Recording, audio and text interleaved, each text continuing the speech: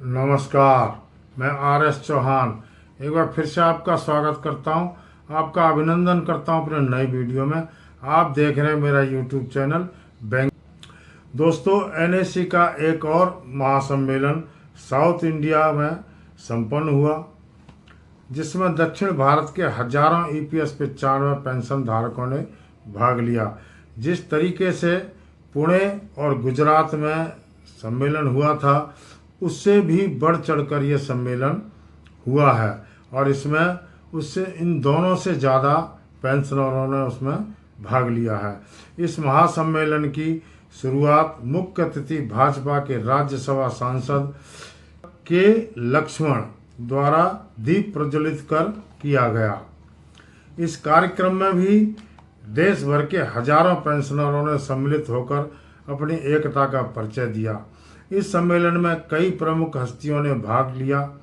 दोस्तों, सबसे बड़ी बात, इस सम्मेलन में पिछले सम्मेलन की तरह बीजेपी के ही सांसद मुख्य अतिथि के तौर पर शामिल हुए और जिस प्रकार मेधा कुलकर्णी द्वारा शर्मिंदगी जताते हुए पेंशनरों को कहा कि मैं वादा करती हूं कि श्रम मंत्री, वित्त मंत्री एवं प्रधानमंत्री जी तक जाऊंगी और ईपीएस 95 पेंशनर्स के सभी कष्टों की बात उनको बताऊंगी और श्रम मंत्री, वित्त मंत्री और प्रधानमंत्री जी तक जा करके जब तक पेंशन में वृद्धि नहीं होती है अपना प्रयास जारी रखूंगी। ठीक इसी प्रकार डॉक्टर के लक्ष्मण ने भी कहा कि केंद्र में हमारी ही सरकार है और हम आपका काम नहीं करा पा रहे हैं। हर संभव प्रयास करूंगा और आपकी पेंशन वृद्धि की बात मंत्री जी से करूंगा कि आखिर क्या कारण है जो ईपीएस 95 पेंशन में वृद्धि में देरी हो रही है और क्यों कोई ठोस निर्णय नहीं लिया जा पा रहा है, क्यों नहीं लिया जा रहा है। उन्होंने पेंशनरों की समस्याओं को बड़े ध्यानपूर्वक सुना और उनको आश्वासन दिया कि मैं अपनी तरफ से हर संभव प्रयास करूंगा।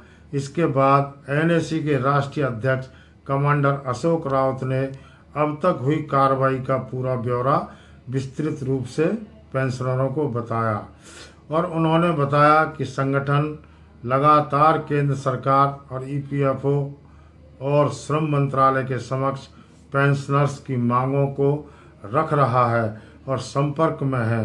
अशोक रावत जी ने श्रम मंत्री जी के साथ हुई बैठकों में जो भी बातचीत हुई उसकी पूरी जानकारी सभी को दी और कहा कि संगठन की लड़ाई जब तक जारी रहेगी जब तक ईपीएस 95 पेंशनर्स की सम्मानजनक न्यूनतम पेंशन बढ़कर मिल नहीं जाती है।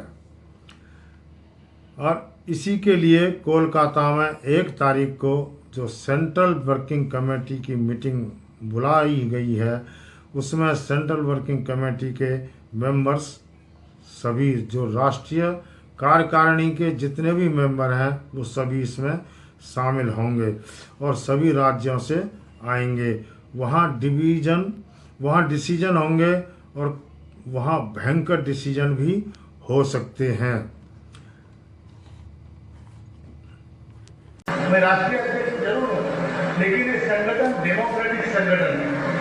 इसके लिए कलकत्ता में 1 तारीख को जो सेंट्रल वर्किंग कमेटी की मीटिंग होगी, उसमें जो सेंट्रल वर्किंग कमेटी के मेंबर्स होंगे पूरे राज्यों से आएंगे, वहाँ डिसीजन होंगे और वहाँ भयंकर डिसीजन हो सकते हैं। वहाँ रास्ता रोको का डिसीजन हो सकता है, वहाँ जेल भरो का डिसीजन हो सकता है, वहाँ ईपीएफओ पे हल्ला बोल हो सकता है, वहाँ सार्वजनिक आत्मदहन भी हो सकता है। नाली बनी अभी डर गए क्या? अगर ऐसी बात आई और सार्वजनिक आत्मदहन, सामुदायिक आत्मदहन करने की बारी आई तो उसमें मैं सबसे पहले रहूंगा। लेकिन जब तक हमारा काम नहीं होता हम झुकेंगे नहीं, रुकेंगे नहीं, ढकेंगे नहीं। मंजूर है? और इसी रात राह पे हमें चलना है। अगर जेल भरो होगा तो इनके जेल में जगह नहीं बचनी चाहिए, बराबर। अगर रास्ता रोको होगा तो जब तक हम वहां से नहीं उठेंगे जब तक जबरदस्ती कोई हमें नहीं दी जाए। पूरे हिंदुस्तान में होगा, तेलंगाना में होगा, होगा। इधर के लोग आवाज नहीं आ रही, ये कर्नाटक की है क्या? होगा। वहाँ रास्ता रोको, जेल भरो, ईपीएफओ कार्यालयों पर हल्ला बोल, सार्वजनिक आत्मदहन, आज कोई भी डिसीजन हो सकता है। और उन्होंने कहा कि डर गए क्या? ये क्लिप मैं आपके साथ इसको लगा दे रहा हूँ, आप देख लीजिएगा। और क्लिप में उन्होंने साफ साफ कहा है कि आप इससे डरिए मत, अगर ऐसा कुछ होता है तो सबसे पहला नंबर मेरा होगा। दोस्तों, आज 1 तारीख है और 1 तारीख को आज 3 बैठकें हो रही हैं और तीनों बैठकों में EPS 95 की बात जरूर होनी चाहिए। देखिए, सबसे पहली मीटिंग जो हो रही है आज कलकत्ता में NAC की राष्ट्रीय कार्यकारिणी की बैठक हो रही है, जिसमें आगे के सभी कार्यक्रमों का और आगे कौन से आंदोलन करने हैं, अगर सरकार हमारी बात नहीं मानती है तो वो सभी डिसीजन उसमें लिए जाएंगे। दूसरी मीटिंग हो रही है CBT एग्जीक्यूटिव कमेटी की। एग्जीक्यूटिव कमेटी में जो भी CBT की बैठक में मुद्दे रखे जाते हैं एजेंडे में, उन सभी पर निर्णय लिया जाता है। यानी एग्जीक्यूटिव बॉडी ये तय करती है कि कौन से मुद्दे एजेंडे में शामिल किए जाएं। तो ये भी एक महत्वपूर्ण बैठक आज 1 तारीख आज हो रही है। और तीसरी जो बैठक हुई है वो है केंद्रीय कैबिनेट की बैठक। तो दोस्तों, ये तीनों बैठकें ही महत्वपूर्ण हैं। अब किसमें EPS 95 पेंशन की बात होगी इन दोनों में से? देखिए, NAC की बैठक तो हो ही इसीलिए रही है कि EPS 95 की पेंशन में बढ़ोतरी हो, लेकिन ये दोनों मीटिंग जो सरकार की हैं, इनमें EPS 95 पेंशनों की बातें होंगी या नहीं होंगी, ये मैं आपको अगले वीडियो में ही बता पाऊंगा, क्योंकि जब तक मेरे पास पूरी जानकारी नहीं आएगी तब तक मैं आपको कोई भी झूठी खबर नहीं दे सकता। मैं आपको जो सच हुआ है वही बताऊंगा। अब इसमें देखिए, कभी कभी क्या होता है कि जो ऐसी खबरें मिल जाती हैं जो हमारे हक में नहीं होती हैं, उन्हें सुन करके हमें थोड़ा सा दुख होता है। लेकिन कैबिनेट की बैठक में तो खैर आज तक EPS 95 की कोई भी बात रखी नहीं गई है और ना ही हम इसमें उम्मीद करते हैं। उम्मीद जब भी की जा सकती है जब CBT की बैठक में ये प्रस्ताव रखा जाए, एजेंडे में मुद्दा रखा जाए और उस पर कोई प्रस्ताव पास हो जाए, तब हम उम्मीद कर सकते हैं कि अब ये कैबिनेट की बैठक में हर हाल में जाएगा।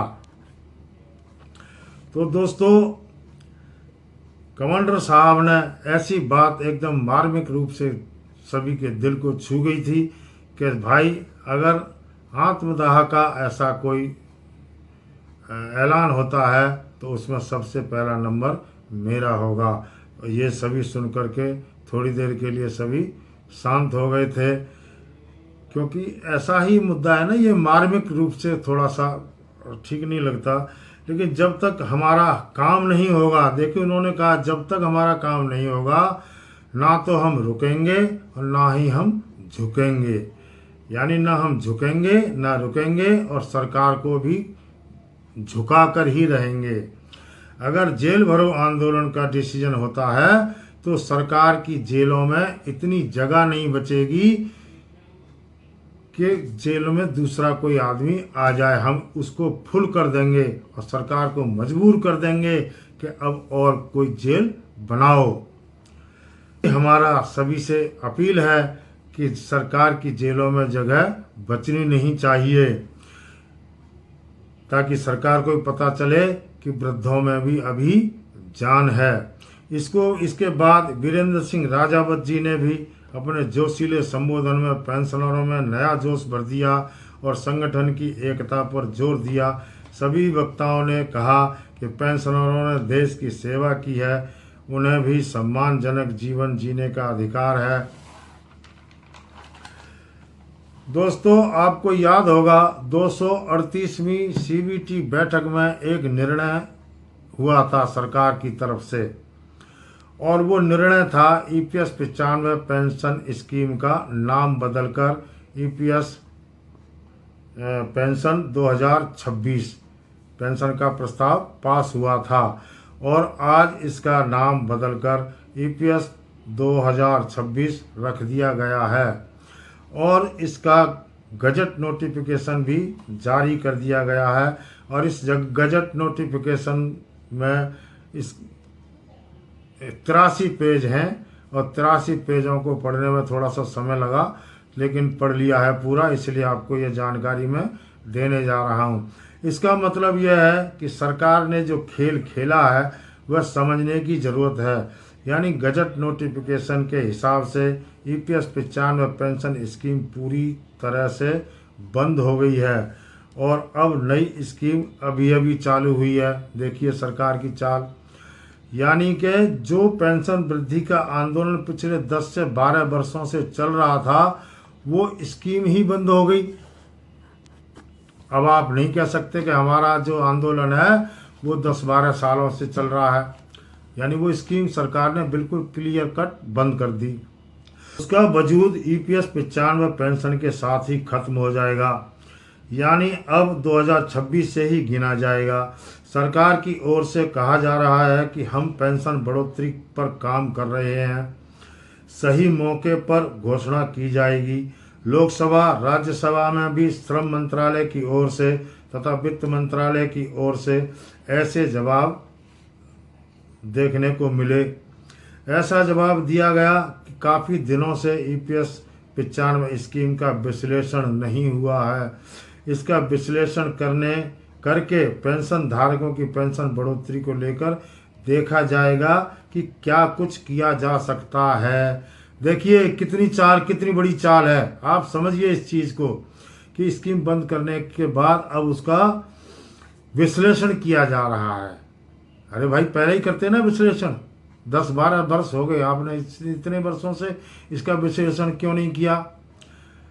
विश्लेषण में देखा जाएगा कि कितना फंड सरकार के पास है। एम्प्लॉय पेंशन स्कीम 1995 का नाम बदलकर एम्प्लॉय पेंशन स्कीम 2026 किया गया है। इस पूरे गजट नोटिफिकेशन में 83 पेज हैं, लेकिन इन सभी 83 पेजों में कहीं भी पेंशन वृद्धि का नाम नहीं लिया गया है। यानी इसमें ऐसी कोई भी जानकारी नहीं है जो यह बताए कि ईपीएस 95 पेंशन में की न्यूनतम राशि कब तक बढ़ाई जाएगी। खैर, इस गजट नोटिफिकेशन में यह उम्मीद तो मुझे भी नहीं थी कि गजट में पेंशन वृद्धि का ऐलान होगा, क्योंकि इससे पहले सीबीटी में प्रस्ताव पास होता है, फिर वित्त मंत्रालय में प्रस्ताव जाता है, फिर कैबिनेट के पास जाता है, तब कहीं गजट नोटिफिकेशन निकलता है। लेकिन इतनी उम्मीद ज़रूर थी कि जब भी वह गजट नोटिफिकेशन आएगा उसमें पेंशन वृद्धि का जिक्र जरूर होगा। ईपीएस 95 पेंशन धारकों को जिस तरह से पेंशन मिल रही है वह वैसे ही मिलती रहेगी।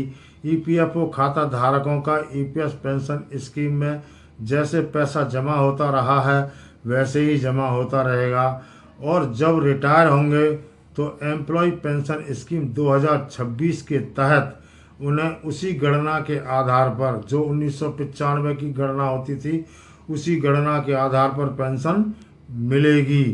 दोस्तों, आज 1 जुलाई है। आज 3 बैठकें हुई हैं, और सबसे पहली बैठक कोलकाता में एनएससी की सीडब्ल्यूसी यानी राष्ट्रीय कार्यकारिणी की बैठक हुई है। दूसरी कैबिनेट की बैठक हुई तथा तीसरी सीबीटी एग्जीक्यूटिव कमेटी की बैठक हुई है। ईपीएफओ मुख्यालय दिल्ली में हुई है। दोस्तों, इन तीनों बैठकों की जानकारी आपको अगले वीडियो में दूंगा।